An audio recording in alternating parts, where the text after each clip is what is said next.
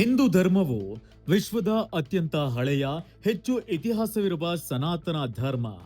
ವೇದಗಳು ಧರ್ಮ, ಕರ್ಮ, ಪುನರ್ಜನ್ಮ ಮತ್ತು ಮೋಕ್ಷದ ನಂಬಿಕೆಗಳ ಮೇಲೆ ಆಧಾರಿತವಾಗಿದೆ. ತಿರುಪತಿ ಹಿಂದೂ ಧರ್ಮದ ಪವಿತ್ರ ಕ್ಷೇತ್ರಗಳಲ್ಲಿ ಒಂದು. ಈ ಕ್ಷೇತ್ರವನ್ನ ಭೂವೈಕುಂಠ ಅಂತ ಕರೆಯಲಾಗುತ್ತೆ. ವೆಂಕಟೇಶ್ವರ ದೇವಾಲಯವು ಜಗತ್ತಿನಲ್ಲಿ ಅತಿ ಹೆಚ್ಚು ಆದಾಯವಿರುವ ದೇವಾಲಯವೆಂದು ಪರಿಗಣಿಸಲಾಗಿದೆ. ತಿರುಮಲ ತಿರುಪತಿ ವೆಂಕಟೇಶ್ವರ ಸ್ವಾಮಿ ದೇವಸ್ಥಾನವು ಭಾರತದ ಅತ್ಯಂತ ಶ್ರೀಮಂತ ದೇವಸ್ಥಾನಗಳಲ್ಲಿ ಒಂದಾಗಿದೆ. ದೈವಿಕ ಅನುಭವ ಹೊಂದಲು ಭಕ್ತರು ದೇಶದ ನಾನಾ ಭಾಗಗಳಿಂದಲೇ ಅಲ್ಲದೆ ವಿದೇಶಗಳಿಂದಲೂ ಸಹ ಸಾಕಷ್ಟು ಸಂಖ್ಯೆಯಲ್ಲಿ ತಿಮ್ಮಪ್ಪನ ಭಕ್ತರು ಭೇಟಿ ನೀಡುತ್ತಾರೆ. ವೆಂಕಟೇಶ್ವರ ವಿಷ್ಣುವಿನ ಕಲಿಯುಗ ಅವತಾರವಾಗಿದ್ದು ಭಕ್ತರಿಂದ ಹಲವು ಹೆಸರುಗಳಿಂದ ಪೂಜಿಸಲ್ಪಡ್ತಾರೆ. ಮುಖ್ಯವಾದ ಹೆಸರುಗಳೆಂದ್ರೆ ಶ್ರೀನಿವಾಸ, ಬಾಲಾಜಿ, ವೆಂಕಟರಮಣ, ವೆಂಕಟಾಚಲಪತಿ, ಗೋವಿಂದ, ಏಳುಕೊಂಡಲವಾಡ, ಭಕ್ತರನ್ನ ರಕ್ಷಿಸುವವನು. ವಾಸ್ತವವಾಗಿ ತಿರುಪತಿ ತಿಮ್ಮಪ್ಪನನ್ನ ದರ್ಶನ ಮಾಡುವುದು ಅಷ್ಟು ಸುಲಭದ ಮಾತಲ್ಲ. ಇದಕ್ಕಾಗಿ ಮೊದಲೇ ಬುಕ್ಕಿಂಗ್ ಮಾಡಿಕೊಳ್ಳುವ ಅವಶ್ಯಕತೆ ಇದೆ. ತಿರುಪತಿ ತಿಮ್ಮಪ್ಪನ ಪ್ರಸಾದ ಲಡ್ಡುಗಳಲ್ಲಿ ಪ್ರಾಣಿಗಳ ಕೊಬ್ಬು ಬಳಸಲಾಗಿದೆ ಎಂಬ ವಿವಾದ ಹಲವು ವರ್ಷಗಳಿಂದ ಭಕ್ತರ ಮನಸ್ಸಿನಲ್ಲಿ ಸಂಶಯ ಹುಟ್ಟಿಸಿತು. ಈ ಪ್ರಕರಣ ರಾಜಕೀಯ ಸ್ವರೂಪ ಪಡೆದುಕೊಂಡು ದೇಶಾದ್ಯಂತ ದೊಡ್ಡ ಸುದ್ದಿಯೂ ಆಗಿತ್ತು. ಇದೀಗ ಈ ಬಹುಚರ್ಚಿತ ಪ್ರಕರಣಕ್ಕೆ ಸಂಬಂಧಿಸಿದಂತೆ ಸಿಬಿಐ ಸಲ್ಲಿಸಿರುವ ಅಂತಿಮ ಆರೋಪ ಪಟ್ಟಿಯು ಹಲವು ಮಹತ್ವದ ಅಂಶ ಬಹಿರಂಗಪಡಿಸಿದೆ. ತುಪ್ಪ ಪೂರೈಸುವ ಸಂಸ್ಥೆ ಕುರಿತು ಸಿಬಿಐ ಸ್ಪಷ್ಟನೆ ಏನು? ಈ ಸಂಶ್ಲೇಷಿತ ತುಪ್ಪವನ್ನ ಪೂರೈಸಿದ ಪ್ರಮುಖ ಸಂಸ್ಥೆ ಉತ್ತರಾಖಂಡದ ಭಗವಾನ್ಪುರದಲ್ಲಿರುವ ಬೋಲೆಬಾಬಾ ಆರ್ಗ್ಯಾನಿಕ್ ಡೈರಿ ಅಂತ ಸಿಬಿಐ ಗುರುತಿಸಿದೆ. ತನಿಖೆಯಲ್ಲಿ ಈ ಸಂಸ್ಥೆಗೆ ಸ್ವಂತ ಹಾಲು ಸಂಗ್ರಹ ವ್ಯವಸ್ಥೆಯೂ ಇಲ್ಲ, ಬೆಣ್ಣೆ ಉತ್ಪಾದನಾ ಘಟಕವೂ ಇಲ್ಲ ಎಂಬುದು ಬೆಳಕಿಗೆ ಬಂದಿದೆ. ಕಾಗದದ ಕಂಪನಿಯಂತಿದ್ದ ಈ ಸಂಸ್ಥೆ ತಿರುಮಲ ತಿರುಪತಿ ದೇವಸ್ಥಾನಕ್ಕೆ ಸುಮಾರು 68 ಟನ್ ಸಂಶ್ಲೇಷಿತ ತುಪ್ಪ ಪೂರೈಸಿದೆ. ಒಟ್ಟು ಸುಮಾರು 250 ಕೋಟಿ ರೂಪಾಯಿ ಮೌಲ್ಯದ ತುಪ್ಪ ಪೂರೈಕೆಯಲ್ಲಿ ಭಾರಿ ವಂಚನೆ ನಡೆದಿದೆ ಅಂತ ಸಿಬಿಐ ಹೇಳಿದೆ. ತುಪ್ಪ ತಯಾರಿಕೆಗೆ ಕೋಲ್ಕತ್ತಾ ಮೂಲದ ಕಂಪನಿಗಳಿಂದ ತಾಳೆ ಎಣ್ಣೆ ಮತ್ತು ತಾಳೆ ಕರ್ನಲ್ ಎಣ್ಣೆಗಳನ್ನ ಬಳಸಲಾಗಿದೆ.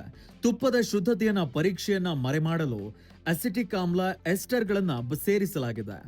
ಬಣ್ಣಕ್ಕಾಗಿ ಬೀಟಾ ಕ್ಯಾರೋಟಿನ್, ವಾಸನೆ ಮತ್ತು ವಿನ್ಯಾಸಕ್ಕಾಗಿ ಸಂಶ್ಲೇಷಿತ ಸುಗಂಧ ದ್ರವ್ಯಗಳನ್ನ ಬಳಸಲಾಗಿದೆ. ತನಿಖಾಧಿಕಾರಿಗಳ ಪ್ರಕಾರ ಪ್ರಾಣಿಗಳ ಕೊಬ್ಬಿನಂತೆ ಕಾಣಿಸಿದ್ದ ಅಂಶಗಳು ವಾಸ್ತವವಾಗಿ ಸಸ್ಯಜನ್ಯ ಎಣ್ಣೆ ಮತ್ತು ರಾಸಾಯನಿಕಗಳ ಪರಿಣಾಮವಾಗಿದ್ದವು. ಸಸ್ಯಜನ್ಯ ಎಣ್ಣೆಯು ವಿವಿಧ ಸಸ್ಯ ಬೀಜಗಳು, ಹಣ್ಣುಗಳು ಅಥವಾ ಧಾನ್ಯಗಳಿಂದ ಹೊರತೆಗೆಯಲಾದ ಕೊಬ್ಬಿನ ಅಂಶವಾಗಿದೆ. 36 ಮಂದಿ ಮೇಲೆ ಆರೋಪ. ಈ ಪಿತೂರಿಯಲ್ಲಿ ಸಿಬಿಐ ಒಟ್ಟು 36 ಮಂದಿಯನ್ನ ಆರೋಪಿಗಳಾಗಿ ಹೆಸರಿಸಿದೆ.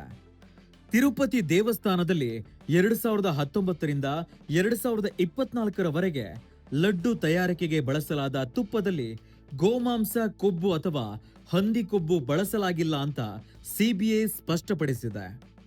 2019 ರಿಂದ 2024 ಅವಧಿಯಲ್ಲಿ ಪೂರೈಕೆಯಾದ ತುಪ್ಪವು ಕಲಬೆರಕೆಯಾಗಿತ್ತು ಎಂಬುದು ನಿಜ. ಆದ್ರೆ ಅದರಲ್ಲಿ ಪ್ರಾಣಿಗಳ ಕೊಬ್ಬಿನ ಅಂಶವಿರಲಿಲ್ಲ. ಬದಲಿಗೆ ನೈಸರ್ಗಿಕ ಎಣ್ಣೆಗಳು ಮತ್ತು ರಾಸಾಯನಿಕಗಳನ್ನ ಬಳಸಲಾಗಿತ್ತು ಅಂತ ಸಿಬಿಐ ಹೇಳಿದೆ. ಈ ವಿಚಾರ ಹೊರಬರುತ್ತಲೇ ಪ್ರತಿಕ್ರಿಯಿಸಿರುವ ಆಂಧ್ರಪ್ರದೇಶ ಮಾಜಿ ಸಿಎಂ ಜಗನ್ ರೆಡ್ಡಿ, ತಿರುಪತಿ ಲಡ್ಡು ಪ್ರಸಾದ ತಯಾರಿಕೆಗೆ ಪೂರೈಕೆಯಾದ ತುಪ್ಪದಲ್ಲಿ ಪ್ರಾಣಿಜನ್ಯ ಕೊಬ್ಬು ಇಲ್ಲ ಎಂಬುದನ್ನ ಸಿಬಿಐ ನೇತೃತ್ವದ ಎಸ್ಐಟಿ ಅಂತಿಮ ಚಾರ್ಜ್ ಶೀಟ್ನಲ್ಲಿ ದೃಢಪಡಿಸಿದೆ. ಹೀಗಾಗಿ ಪ್ರಾಣಿಜನ್ಯ ಮಿಶ್ರಿತ ತುಪ್ಪ ಬಳಸಿ ಲಡ್ಡು ತಯಾರಿಸಲಾಗಿದೆ ಅಂತ ಆರೋಪಿಸಿದ್ದ ಸಿಎಂ ಚಂದ್ರಬಾಬು ನಾಯ್ಡು ರಾಜೀನಾಮೆ ನೀಡಬೇಕು ಅಂತ ಆಗ್ರಹಿಸಿದ್ದಾರೆ. ಈ ಹಿಂದೆ ಆಂಧ್ರದಲ್ಲಿ ಜಗನ್ ರೆಡ್ಡಿ ಸರ್ಕಾರವಿದ್ದಾಗ ವಿಪಕ್ಷದಲ್ಲಿದ್ದ ಆಗಿನ ಮಾಜಿ ಸಿಎಂ ಚಂದ್ರಬಾಬು ನಾಯ್ಡು ತಿರುಪತಿಯ ವೆಂಕಟೇಶ್ವರ ದೇವಾಲಯಕ್ಕೆ 2019-24 ಅವಧಿಯಲ್ಲಿ ಪ್ರಾಣಿಜನ್ಯ ಕೊಬ್ಬಿನಿಂದ ಕೂಡಿದ ಕಲಬೆರಕೆ ತುಪ್ಪ ಪೂರೈಕೆಯಾಗಿದೆ ಅಂತ ಗಂಭೀರ ಆರೋಪವನ್ನ ಮಾಡಿದ್ರು.